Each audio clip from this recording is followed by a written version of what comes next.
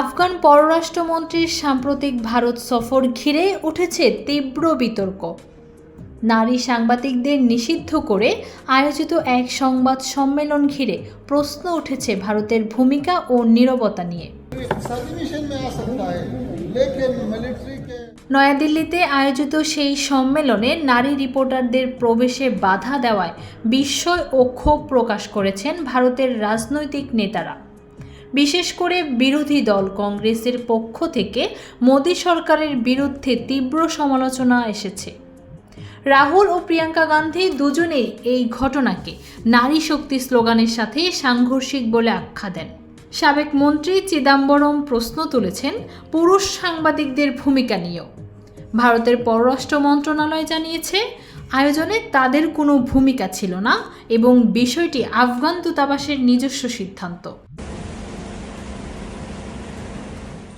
তবে তালেবান সরকারের নারী বিরোধী নীতি যেখানে আন্তর্জাতিকভাবে সমালোচিত, সেখানে ভারতের মাটিতে এমন ঘটনা স্বাভাবিকভাবেই জন্ম দিচ্ছে নানা প্রশ্নের।